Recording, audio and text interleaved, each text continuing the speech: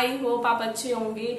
Last video में हमने पढ़ा था डायरेक्टिंग की इम्पोर्टेंस, डायरेक्टिंग के फीचर्स एंड एलिमेंट्स में हमने पढ़ा था सुपरविजन। आज हम पढ़ने जा रहे हैं डायरेक्टिंग का सेकंड एलिमेंट, वो है हमारा मोटिवेशन। अगर आपने अभी तक लास्ट वीडियो नहीं देखा है तो आई बटन पे लिंक है, आप वीडियो देख सकते हैं। स्टार्ट करते हैं अपना आज का टॉपिक मोटिवेशन। देखते हैं मोटिवेशन होता क्या है। बस देखिए यहाँ पे, it can be defined as inspiring and inducing the employ to perform in the best possible manner. Motivation का मतलब होता है अपने एम्प्लॉयज को इंस्पायर करना कि वो उस काम को बहुत अच्छे से कर सकते हैं। जब हम अपने एम्प्लॉयज को ये बता देंगे कि आप इस काम को बहुत अच्छे से कर सकते हैं तो उनके अंदर एक मोटिवेशन वाली फीलिंग आ जाएगी। फिर उनको लगेगा कि हाँ, हम इस वर्क को बहुत अच्छे से कर सकते हैं। वो कॉन्फिडेंट हो जाएंगे जब सामने वाला बंदा उनको मोटिवेट कर देगा। तो मोटिवेशन बहुत जरूरी होता है हमारा किसी भी काम को करने के लिए। नॉर्मली अगर हमारे अंदर मोटिवेशन वाली फीलिंग नहीं है तो हम कुछ भी नहीं कर सकते। मोटिवेशन से ही हम सब कुछ कर पाते हैं। नॉर्मली आप पढ़ते हैं तो आपको टीचर्स बोलते हैं पढ़ने के लिए, पेरेंट्स बोलते हैं पढ़ने के लिए, बट आपको वो बर्डन लगेगा क्योंकि आप खुद से नहीं पढ़ रहे हैं। मोटिवेशन वो होगा जिस दिन आपको खुद से मोटिवेशन वाली फीलिंग आ जाएगी, आपको लगेगा कि हाँ मुझे अच्छा परफॉर्म करना है अपना, तो आप खुद से पढ़ेंगे, किसी के कहने से आप नहीं पढ़ेंगे, तब आपका होगा। इंटरनली आप पढ़ना चाहते हैं तो उसको कहेंगे मोटिवेशन। आई थिंक आपको क्लियर हुआ होगा मोटिवेशन क्या होता है। पढ़ते हैं मोटिवेशन के फीचर्स क्या होते हैं, देखते हैं अपने फीचर्स ऑफ मोटिवेशन। इससे हमें बिल्कुल क्लियर हो जाएगा मोटिवेशन होता क्या है। सबसे पहला फीचर है आपका साइकोलॉजिकल फिनोमिना। इसका मतलब होता है जो मोटिवेशन होता है वो हमारा जो है एक इंटरनल फीलिंग होती है, वो हम किसी को भी जबरदस्ती नहीं करा सकते। अब ये नहीं है हम जबरदस्ती किसी को मोटिवेट कर देंगे, जब तक वो नहीं चाहेगा, इंटरनली उसके अंदर से मोटिवेशन नहीं आएगा, तब तक वो मोटिवेट नहीं हो सकता। ऐसे ही क्या होता है, सभी का साइकोलॉजिकली जो मोटिवेशन होता है वो डिफरेंट होता है। कोई होता है कि जो स्पीच वगैरह से मोटिवेट हो जाता है, कोई होता है जो मूवीज वगैरह देख के मोटिवेट होता है, कोई होता है जो अपने कॉम्पिटिटर को देख के मोटिवेट हो जाता है। तो ये सभी क्या है, सभी का जो साइकोलॉजिकली मेंटल थिंकिंग है मोटिवेट होने की वो डिफरेंट है। तो इसलिए बोला है साइकोलॉजिकल फिनोमिना होता है हमारा मोटिवेशन। आई थिंक क्लियर हुआ। नेक्स्ट देखते हैं, नेक्स्ट में क्या बोला है, कॉम्प्लेक्स प्रोसेस। जो मोटिवेशन होता है वो हमारा बहुत ज्यादा कॉम्प्लेक्स प्रोसेस होता है। वो कैसे? कॉम्प्लेक्स प्रोसेस हमारा इसलिए होता है क्योंकि हमारे सामने बहुत सारे बंदे हैं। अब मान लीजिए मैं आप सबको मोटिवेट करना चाहती हूँ कि आप अच्छे से पढ़ाई करिए, बट मेरे सामने बहुत सारे स्टूडेंट हैं। अब मुझे ये नहीं पता है कि कौन सा स्टूडेंट किस तरह से मोटिवेट होता है। इसलिए ही कहा जाता है जो मोटिवेशन है वो बहुत ज्यादा कॉम्प्लेक्स प्रोसेस है, क्योंकि हमें जानना होता है कि किसकी क्या नीड्स है, कौन किस तरह से मोटिवेट होता है, क्या चाहिए उन्हें। वही हम ऑर्गेनाइजेशन में देखते हैं कि एम्प्लॉयज को क्या चाहिए, वो क्या चाहते हैं, कैसे वो मोटिवेट होंगे। तो उसको हम कहते हैं कॉम्प्लेक्स प्रोसेस होता है हमारा मोटिवेशन। नेक्स्ट आता है हमारा motivation can be positive as well as negative. हाँ जी, जो मोटिवेशन होता है वो भी हमारा पॉजिटिव भी होता है और नेगेटिव भी होता है। वो कैसे? मानिए आप एक ऑर्गेनाइजेशन में एम्प्लॉयज हैं और आपका हेड जो भी वहां पे है वो आपको पॉजिटिव मोटिवेट करने के लिए कुछ ऐसी बात कहेगा जिससे कि आप उस काम को मन लगा के करें। वो आपसे कहेगा कि अगर आप अच्छा परफॉर्म करते हैं तो हम आपको इंसेंटिव देंगे एंड आपको बोनस भी देंगे। पहले आपका काम में बिल्कुल भी मन नहीं लग रहा था क्योंकि आपको सिर्फ सैलरी मिल रही थी, बट अब क्या हो रहा है, अब आपको इंसेंटिव भी मिलेगा और आपको बोनस भी मिलेगा। अब ये तो आपका फायदा हो गया, तो आप उस काम को मन लगा के करेंगे। आपके अंदर अब एक मोटिवेशन आ जाएगा। आप सोचेंगे मुझे अपना बेस्ट देना है क्योंकि मुझे इंसेंटिव भी लेना है, मुझको बोनस भी लेना है, सब कुछ लेना है मुझको। तो इसलिए क्या होगा, ये पॉजिटिव मोटिवेशन होगा। बट ऐसा ही क्या होता है, मैनेजर आपके साथ नेगेटिव मोटिवेशन भी देता है आपको। वो क्या होगा कि अगर आप लेट आते हैं तो आपके ऊपर फाइन चार्ज कर देगा, एंड अगर आपने वर्क अच्छा नहीं करा तो आपकी सैलरी कुछ कम कर देगा, कुछ भी कर सकता है वो। आप लेट आएंगे, आपकी सैलरी कटेगी तो आपको जल्दी आना पड़ेगा। अब आप क्या करेंगे, जल्दी आया करेंगे कंपनी में, टाइम से आएंगे।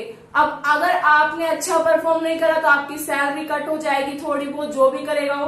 तो अब क्या करेंगे, आप अपना काम अच्छे से करेंगे। तो नेगेटिव मोटिवेशन से भी आपके अंदर मोटिवेशन आता है और पॉजिटिव मोटिवेशन से भी आपके अंदर मोटिवेशन आएगा। दोनों काम आप दोनों तरीके से करेंगे। तो आई थिंक आपको पॉजिटिव और नेगेटिव मोटिवेशन समझ आया होगा। नेक्स्ट देखते हैं, नेक्स्ट में क्या बोला है, कंटिन्यूअस प्रोसेस।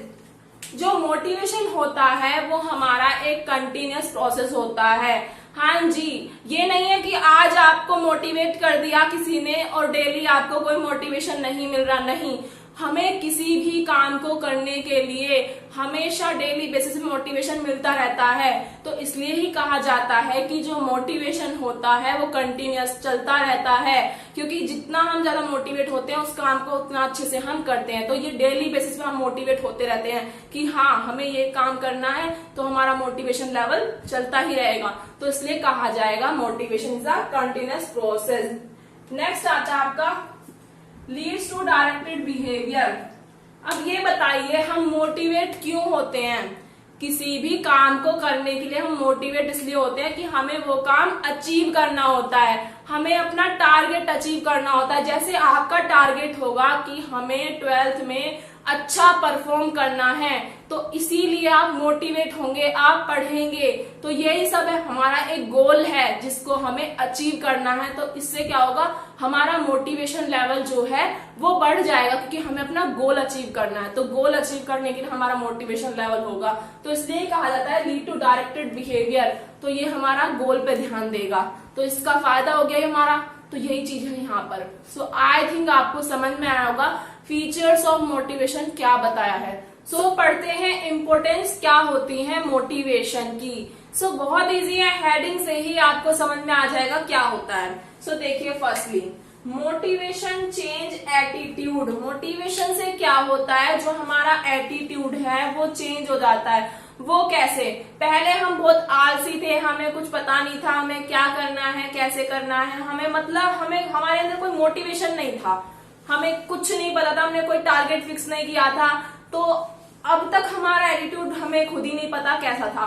बट अब हमारे अंदर एक मोटिवेशन वाली फीलिंग आ चुकी है। तो अब क्या होगा, अब हमारे माइंड में सिर्फ अपना टारगेट होगा और ये होगा हमें उसको अचीव करना है। तो इससे जो हमारा एटीट्यूड है उसमें चेंजेस आ जाएंगे। तो हमारा एटीट्यूड जो है वो बिल्कुल चेंज हो जाएगा जब हमारे अंदर मोटिवेशन आ जाएगा।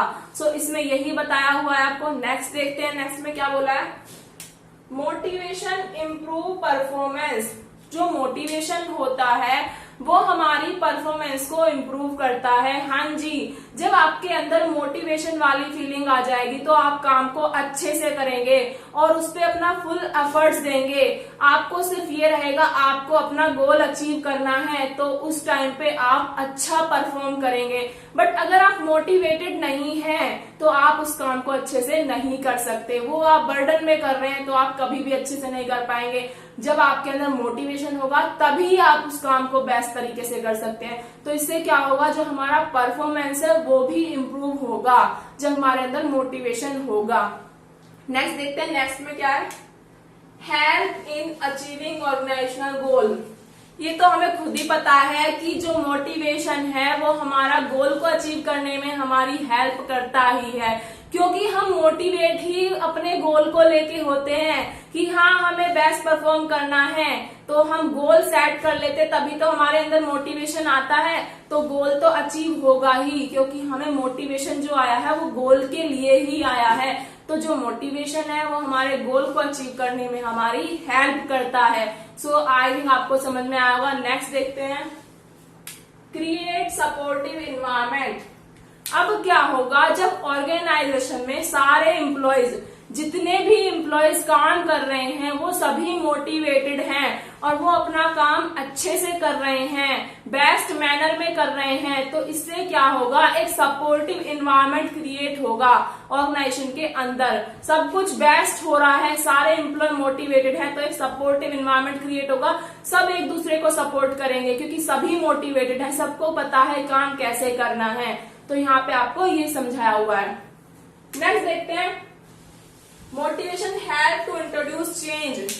जो मोटिवेशन होता है वो हमारी हेल्प करता है कुछ भी चेंज करने में। वो कैसे, मान लीजिए आप पहले कुछ भी आपके अंदर मोटिवेशन नहीं था, तो आपको यही नहीं पता कि कुछ ऑर्गेनाइजेशन में गलत हो रहा है तो आप उसको सही कर सकते हैं, नहीं। बट अगर आप अब मोटिवेटेड हो चुके हैं और आपको अपना टारगेट अचीव करना है और आपको लग रहा है कि जो ऑर्गेनाइजेशन है उसमें कुछ गलत चल रहा है, अगर ये रहा तो हमारा ऑर्गेनाइजेशनल गोल अचीव नहीं होगा। जब आप मोटिवेटेड रहेंगे तो आप सोचेंगे हमें गोल अचीव करना है, तो आप क्या करेंगे, जो चेंजेस आपको करने हैं आप कर सकते हैं, आप वो चेंज कर सकते हैं कि इस पैटर्न से ना काम करके हम इस पैटर्न का यूज करेंगे तो जल्दी हम अपने टारगेट को अचीव कर सकते हैं। तो आप चेंजेस भी ला सकते हैं जब आप मोटिवेट रहेंगे।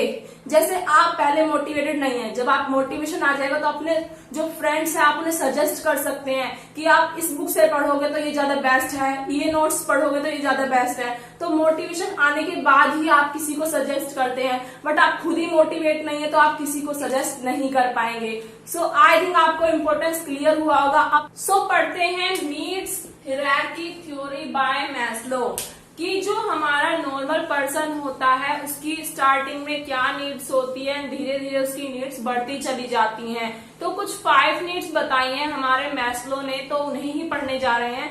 तो फर्स्ट नीड है हमारी फिजियोलॉजिकल नीड्स। फिजियोलॉजिकल नीड्स क्या होती है, हमारी बेसिक नीड्स। मान लीजिए आपकी अभी जॉब लगी है तो आपका बेसिक नीड क्या होगा कि आपकी जो भी सैलरी हो उससे आपका जो बेसिक रिक्वायरमेंट है, फूड, क्लोथ, नॉर्मली हमारा बेसिक होता है फूड, क्लोथ एंड शेल्टर।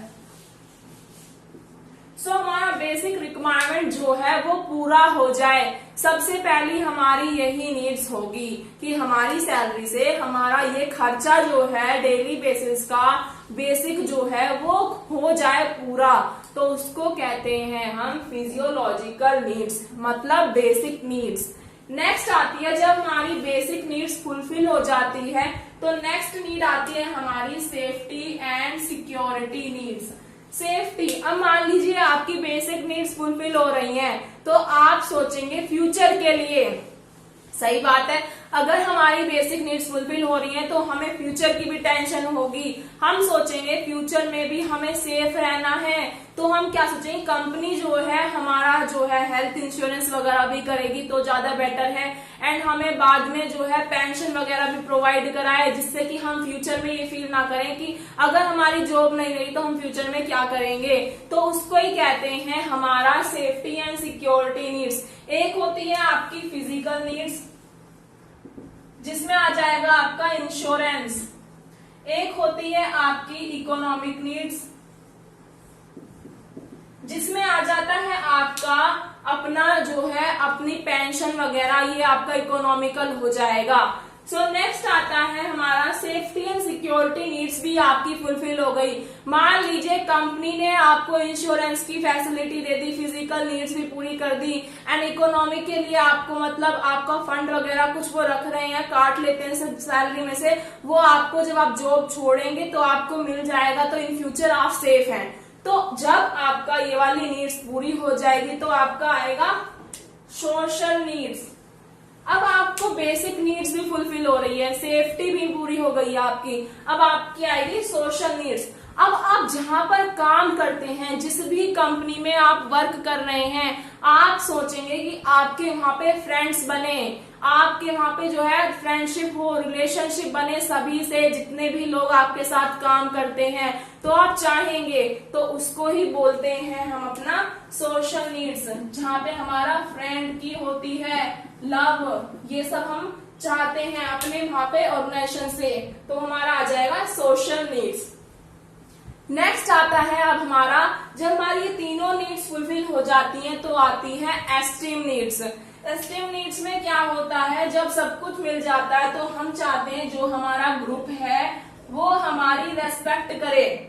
मतलब कि जो भी हमारा ग्रुप है जिसमें हम वर्क कर रहे हैं वहां पे हमें रेस्पेक्ट मिले, सब हमें रेस्पेक्ट दें, एक वैल्यू हो हमारी, हम ये एक्सपेक्टेशन लगाएंगे तो वो भी अगर फुलफिल हो जाती है तो नेक्स्ट नीड पे आते हैं हमारा सेल्फ एक्चुअलाइजेशन नीड्स।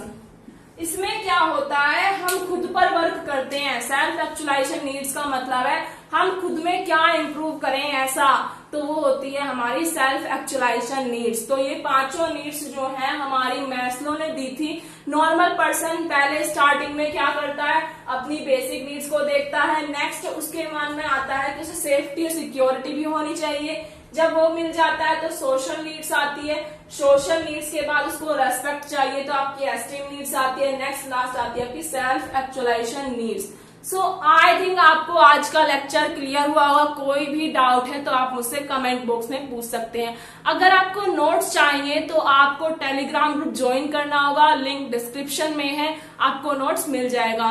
अगर आपने अभी तक चैनल को सब्सक्राइब नहीं किया है तो प्लीज जाके चैनल को सब्सक्राइब करें। Thank you so much.